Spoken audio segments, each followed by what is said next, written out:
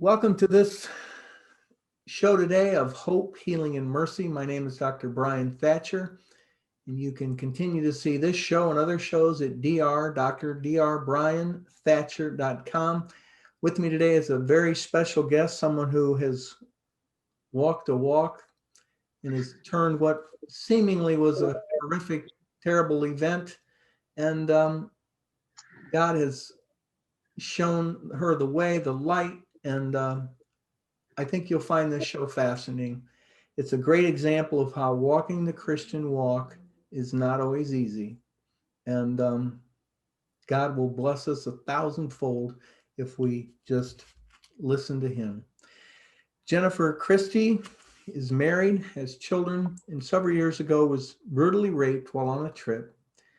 She tried to defend herself to no avail. He injured her. She had a brain bleed with subsequent epilepsy. She had intestinal injuries. She had broken ribs. And of course, tremendous psychological trauma, which she had to work through. 6 weeks later, she found out she was pregnant. What do you do? What do you do? She knew she had to tell her husband, and their walk and story is the basis for the focus of today's show. Welcome, Jennifer. Thank you for joining us on Hope, Healing, and Mercy. Thank you for the invitation. I appreciate it. Tell us a little bit about your life before the incident. Yeah, so this is always the first question, and it's kind of hard to remember. My youngest is only 6 now, but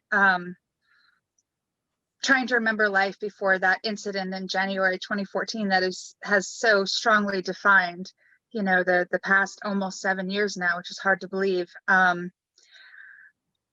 It was very status quo. It was very normal, if there is such a thing. My husband and I had been married 19 years at the time. We were best friends from high school and middle school, and we met in youth group, and we were just really good buddies, and we fell in love, and we had 19 years of marriage and 4 children, and we were living a typical suburban life, 2 careers, and all the kids were old enough to be in school, and we were, very, very busy as 2 career couples are. We were going every which way to dance recitals and soccer games and all of that, and living, I think, a sort of lukewarm-ish kind of walk.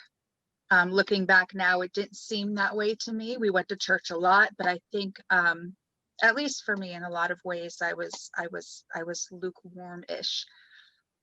But that's how I would describe our lives beforehand. I would say that we were Christian mostly, without really recognizing the power or grace of God, and we were just sort of living a very average, kind of unexciting existence. Kind of coasting through life, so to speak. Exactly. Not unhappy, not discontent, but not really fully, not living abundantly. Right. So as a result of the attack, you had many injuries. How long were you in the hospital? So they kept me just 24 hours. They wanted to watch the brain bleed to make sure that didn't need surgery, because usually they do. That was the biggest concern. That dissolved. That may be the wrong word. My time in the hospital is very, very sketchy. For me, it's very fragmented.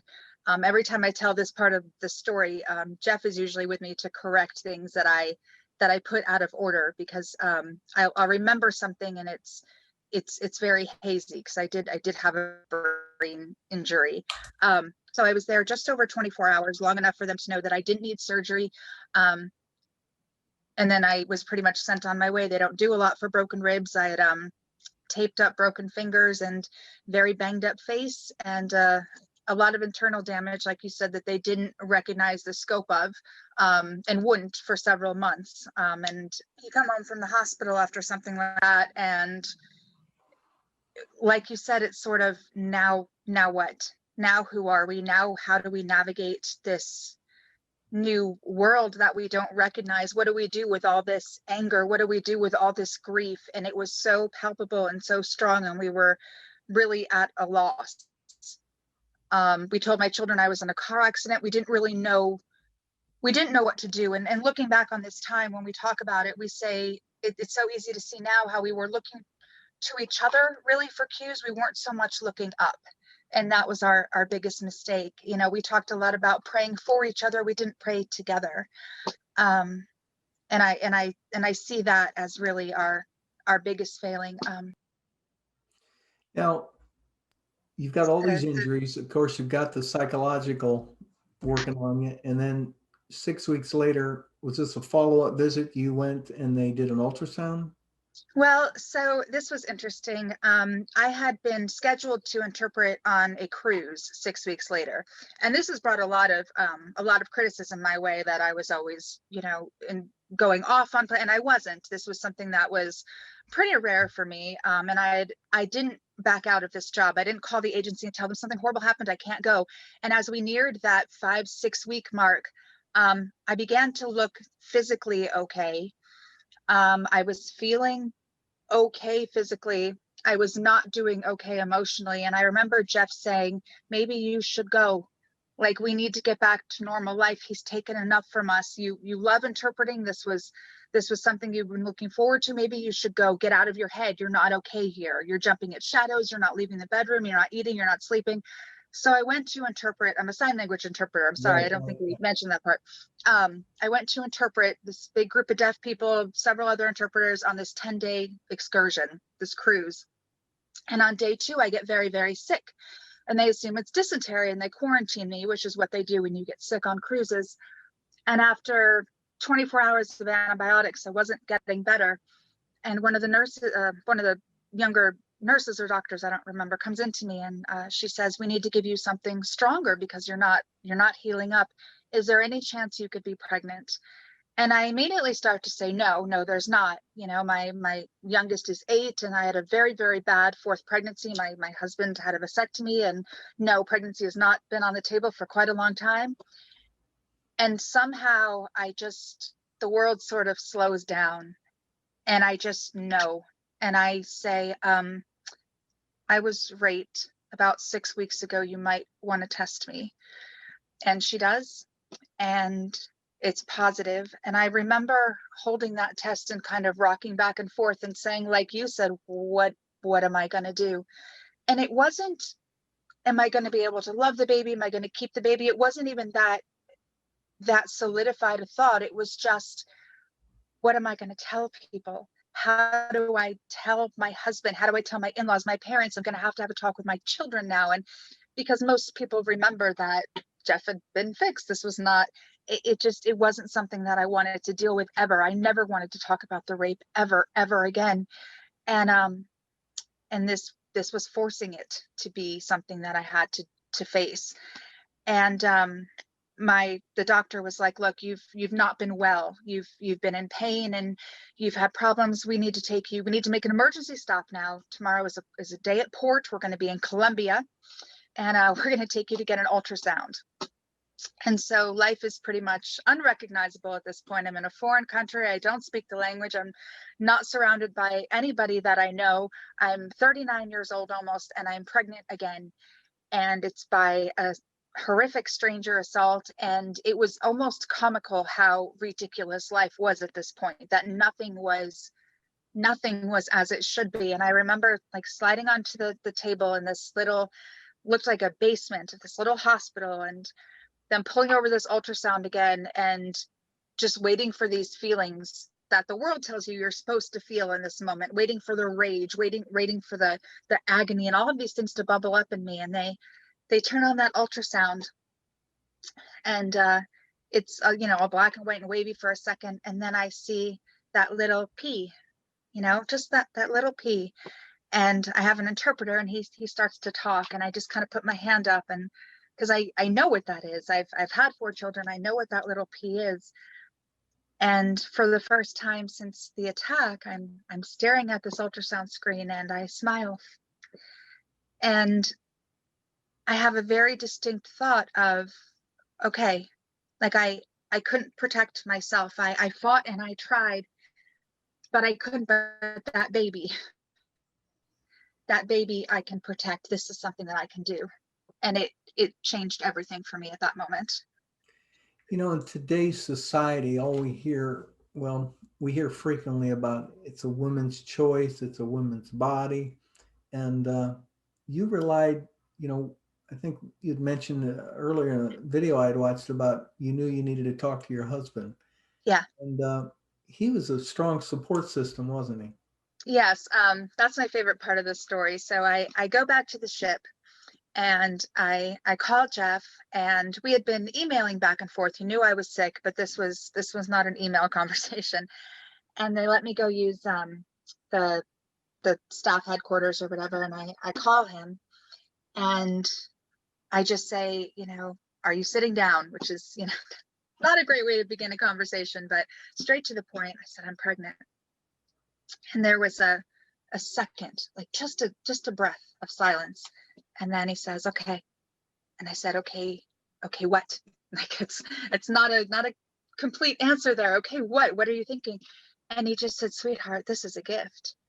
He said, this is something beautiful from something so terrible and painful for us. We love babies. And I said, yeah, we love babies. And he said, we could do this, Jen. This is going to be awesome. We can do this. Wow. I said, okay. And we did. You know, that is truly a man of God's Yes. response. And I look and really, you know, if you took 1,000 men, how many men in today's society would say that? I think it's common accepted knowledge, you know, even among strong Christians that, well, in cases of rape, we can terminate that pregnancy and we can end the life of that child. And We have found this to be the case, and it was shocking because Jeff's response generates a lot of strong emotion one way or the other. Either he's a hero or he's disgusting, and he gets a lot of both. And the disgusting part he blows off, he doesn't care. The hero part upsets him. He's like, why is it heroic to do what we're called to do as men? He's like, that's a really sad commentary on our society. And we've said that we've gotten a lot of attention for this, for doing what we are supposed to do. This should not be a story. It should not be a story. You get raped and you have a baby. It should be like, well, yeah, what else would you do? Why would you kill a child that didn't even exist at the time the crime was committed? It shouldn't ever be a thought, but it's something that's so mind-blowing to some people, and unfortunately it is a story.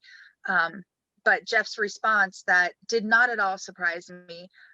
It surprised me that he articulated it so well. He is not usually so graceful in some of his responses. But the fact that he did respond in that way was not surprising at all. you know, you don't want to judge people, but yet, you know, you don't want to kill a baby. So that's not two wrongs don't make a right. And I think you'd mentioned that what did doctors and nurses even tell you? Well,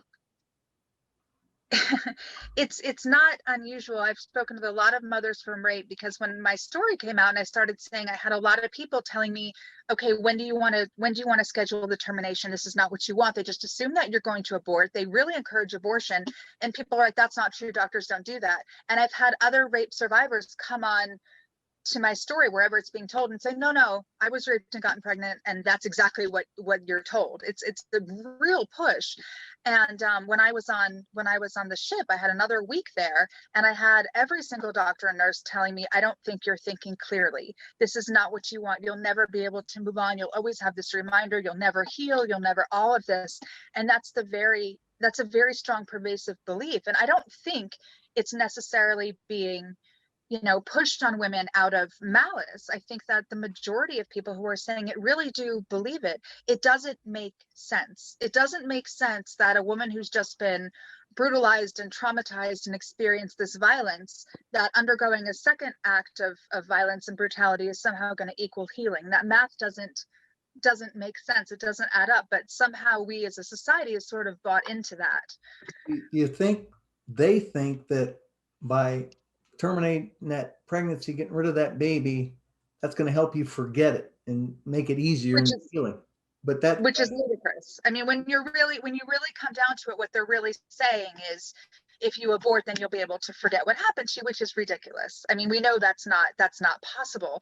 But I think that for a woman who is, I mean, trauma changes the brain. We know that. And when you're talking about a woman whose world has just been upended, and you have people surrounding her saying, you can forget. If you abort, you can forget. She's desperate, and she's broken, and she's hurting, and she'll do anything to forget. And so that's why I think it's so important to surround that woman at this stage of incredible vulnerability and brokenness with other mothers from rape, with people who are strongly pro-life, to say that to speak truth into that lie and say that's not the way to healing. That's not the path to overcoming this horror. But you said you have spoken to other rape victims, and this is the common pervasive attitude that terminating that pregnancy is a way to go. Right. And yet for you and these other women, that's not reality. It's not going to help you forget, because now you got another problem to deal with, that you Right. terminated the life of a baby. And right. how's that going to help you move on quicker with the rape, you know? And really, every time I've spoken, I've always had women come up to me afterwards who cry as they share their stories with me, talking about being raped and pregnant 10, 20, 30 years ago sometimes. And their tears are always for the abortion. They're not mourning the rape. All these years later, they're still mourning the abortion.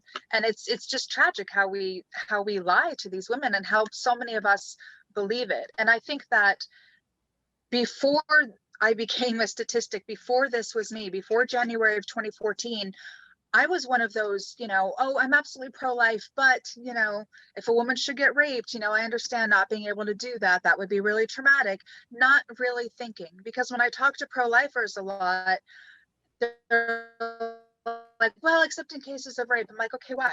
Like, what are you implying? You're implying that she will be healed from the abortion? Like, we think it's so terrible and violent in other cases, but when you take a broken and violated woman, somehow this will heal her. Like, I think people just don't really think it through. And they definitely don't talk to women who have been through it, because that's the best indication of the truth. I think too, perhaps it's a thought pervasive in our society as a whole, that when we're faced with an obstacle, the path of least resistance is the way Eliminate to go. it. Sure. But that's not necessarily what God wants us to do. And God's will, but again, as our society moves farther and farther away from God, what do we expect? We're not going to make the best choices. And it's Certainly. difficult. I just, it's mind-boggling what you and your husband have been through, and yet you're so much better off by having the child and loving the child. And life has its difficulties, and as you mentioned, you've never forgotten the trauma. It's and we have, like you mentioned, their residual physical effects. I have a seizure disorder, and that's something that has affected our lives greatly. For the first 3-4 years, I had surgery after surgery after surgery after surgery. Like, it was awful. Are you able to drive? Right now, yes. Yeah, right now, yes. It took a while. It was for a few years. I couldn't. I have a restricted license. I was just thinking, with children, moms are frequent taxi drivers, and that even made it more difficult because of that. Yeah, it was really hard when Joshua is our youngest son. When Joshua was born, I couldn't be alone ever with him. And we haven't been the same financially since the attack. We haven't been the same as a family. We left the state. We didn't know who this man was, if he had been stalking me, where he was. Like, there were so many unknowns, and I couldn't stay in the state. And Jeff was like, well, let's move. Let's just go. Let's start over. Let's make you feel safe. And so we moved to the middle of nowhere. Literally, we're in the mountains in the middle of nowhere, just to heal. And it's been everything about the trajectory of our life changed that one morning into afternoon. It's phenomenal the way that happened. And I don't think that I would change anything about it. What God has brought us through, where we're at now, it's such a richer, deeper existence than I ever thought that we could live. And I don't know, maybe that sounds corny, but where we've been just in the last almost 7 years, what our children have seen, how they've seen God work, how they've seen the people of God rally. It's it's it's like nothing that I'd experienced the previous, 40 years. Well, it's an admirable response, and as you said, it's kind of sad that it's the exception and not the standard, Mhm. because so many abortions happening every day. Thinking of your son, you say he's 6 now, Yes. Joshua? Yeah. Uh, a common thought people watching this may be wondering is, what are you going to tell him when he gets older? Sure. So our ministry, we started a nonprofit organization for women who have been raped and women who conceive and rape, and we call it Love Louder. Um, and Love Louder is sort of the tagline for this question, because people have said, what are you going to tell your son when he gets older? And we used to say that, we're going to tell him that at the time I was pregnant, there were all these voices shouting at us that you should not be here, that you were a child from rape, that you did not deserve to be here. And those voices were loud, but we loved you louder. And that's kind of the way that we frame what happened to our family, is as a love story. And we wrote a fairy tale out for Joshua, and we talked to him about it. We have normalized what is special about him from the time he was very little. That you are the superhero of our family, little man. You were chosen, and you came to us at a time when we were broken and hurt. And he knows that once upon a time there was a family, and one day the mommy went on a trip and a bad man hurt her, and the whole family was very sad and broken. Until one day we learned that the bad man had planted a seed. And I remember when I told Joshua this, he's like a tree. I'm like, okay, we'll leave that for now. Um, and I'm like, and we learned that, God had given mommy a baby, and the daddy loved the baby. The daddy thought the baby was so awesome. He wanted him to be his little boy, and the whole family was happy again. And look what God does with all these, look at what God can make from brokenness and all of that.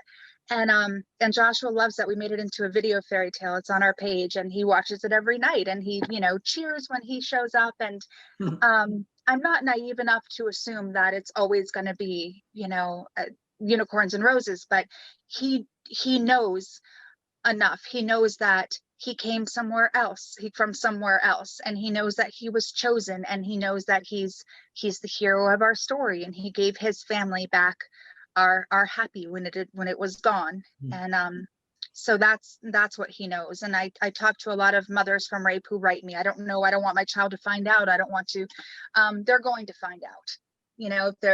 This is not a secret that can be kept. If another person in the world knows, it's not.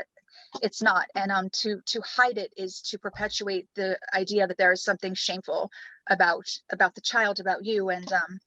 And Joshua should be proud. This is a piece of his story, but it doesn't define him. He's defined by who he is in Christ, and the wonderful, the imprint of God on his soul. That's who he is. And the man who he is, the man who God has designed him to be, the man Jeff is raising him to be. And he's in a large family. We have 4 other children, and he's adored, and he is absolutely the little superhero of this bunch. So The scripture verse, where evil abounds, grace abounds all the more. yes. And through this trial and suffering, you have brought something beautiful. Kind of quirky saying, you get lemonade, lemons thrown at you, you make lemonade. And that's kind of what you've done. But I'm sure it's not been easy, but I commend you for this, because this goes so countercultural right now. Even just talking to your husband, because you hear, women screaming at pro-choice rallies, men don't have a uterus. What role should they play in all this? And you two have walked this walk together, and it's really something beautiful. And how does that make you feel looking back? How you've handled this? I mean, does it give you a sense of, God, I'm hurting, but I'm really tried my best? It's interesting. People have talked, I mean, the question comes up, and we didn't,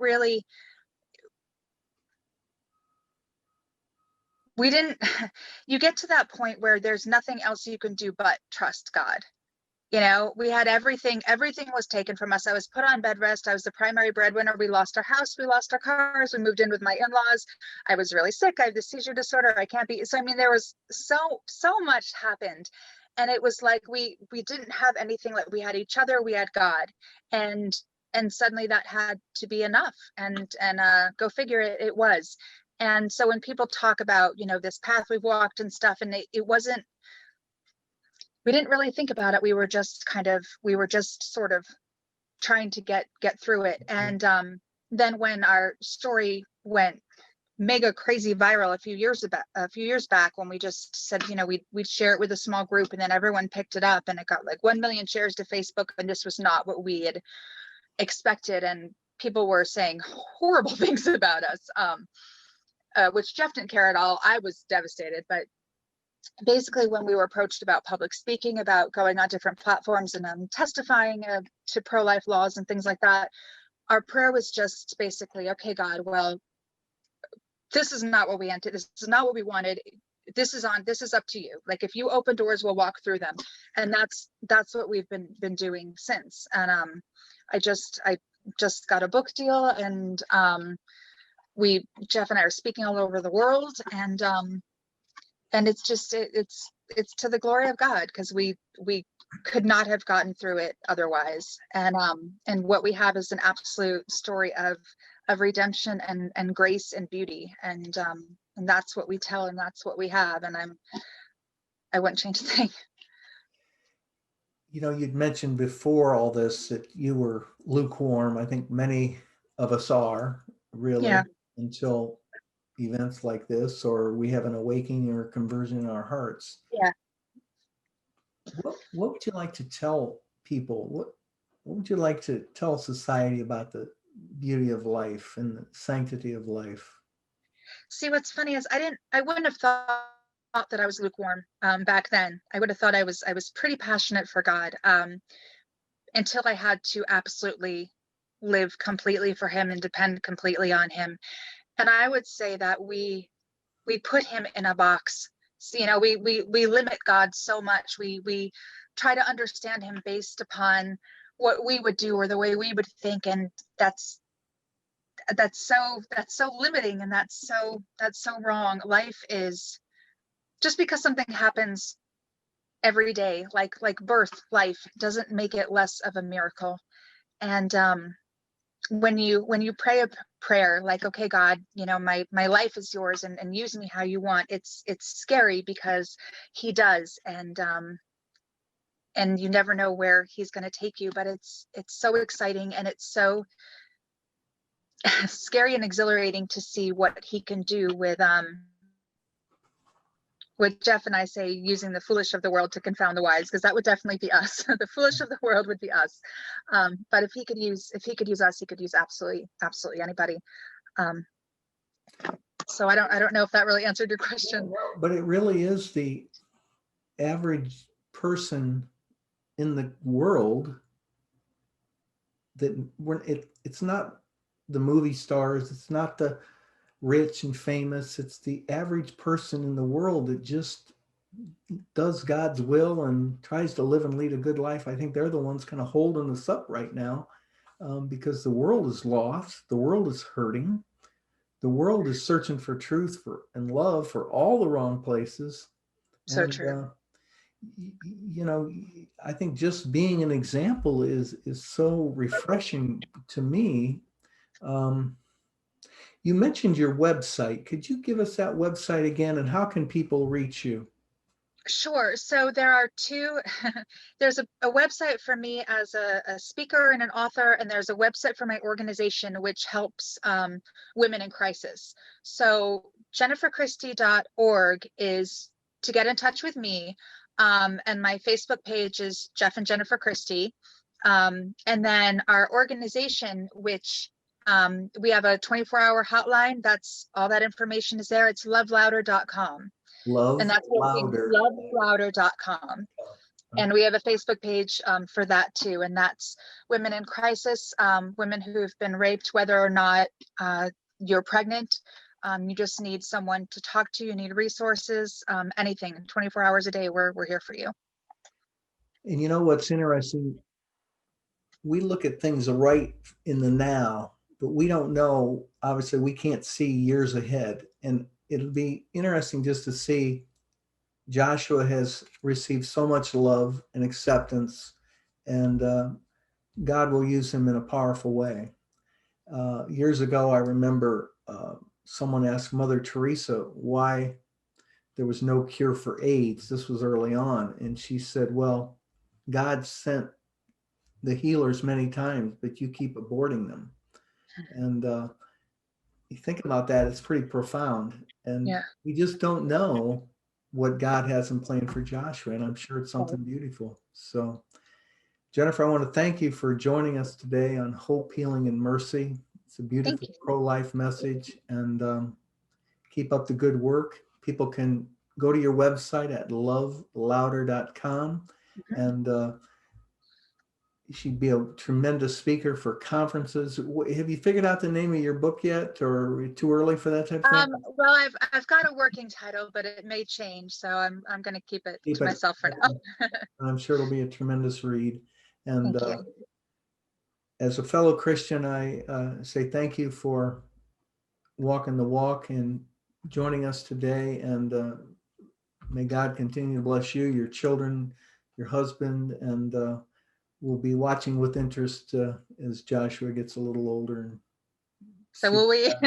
yeah, and see what plans God has for him. So thank you so much for joining us again, people. Thanks for watching this show, Hope, Healing, and Mercy. And you can watch all different kinds of shows at drdrbrianthatcher.com, and spread the faith, spread the good news, and share these stories with as many people as you can. And God bless all of you. Thank you so much.